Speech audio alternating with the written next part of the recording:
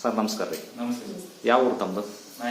Nayakanahatti. Sir ಇಲ್ಲಿ doctor Praveen Babu ಅವ್ರ ಹತ್ರ ಇದಕ್ಕೆ ಮುಂಚಿತವಾಗಿ ದಾವಣಗೆರೆಗೆ ಎಷ್ಟು ವರ್ಷಗಳಿಂದ ಬಂದಿದ್ರಿ?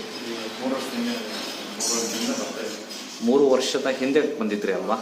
ಅವಾಗ ಏನು ತೊಂದರೆ ಬಂದಿದ್ರಿ? Gastric sir. ಅಂದರೆ ಏನೇನು ತೊಂದರೆ ಆಗ್ತಾ ಇತ್ತು?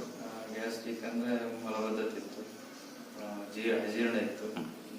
ಭಾಳ ವರ್ಷದಿಂದ ಪ್ರಾಬ್ಲಮ್ ಇತ್ತಾ? ಆಮೇಲೆ ನಮ್ಮಲ್ಲಿ ಮೆಡಿಸಿನ್ ತಗೊಂಡೋಗಿದ್ರಲ್ಲ, ಹೇಗಿದ್ದೀರಿ ಈಗ? ಚೆನ್ನಾಗಿದೆ ಸರ್. ಎಲ್ಲ ಕ್ಲಿಯರ್? ಕ್ಲಿಯರ್. ಮತ್ತೇನು ತೊಂದರೆ ಇಲ್ಲ? 3 ವರ್ಷದಿಂದ ಗ್ಯಾಸ್ಟ್ರಿಕ್ಕಿನ ಸಮಸ್ಯೆ ಇಲ್ಲ. ಇವತ್ತು ಬಂದಿದ್ದು ಮನೆಯವರಿಗೆ ತೋರಿಸ್ಲಿಕ್ಕೆ ಅಲ್ವಾ? ನಿಮಗೂ ಸೇಮ್ ಪ್ರಾಬ್ಲಮ್ ಏನಮ್ಮ? ಗ್ಯಾಸ್ಟ್ರಿಕ್ ಇರುತ್ತೆ, ಆಮೇಲೆ ಉಗುರಿನ ಸಮಸ್ಯೆ. ಉಗುರಿಂದ ಏನು ತೋರಿಸ್ರಿ? ಕೈ ಎಲ್ಲ ಆ ಥರ ಆಗ್ತದ?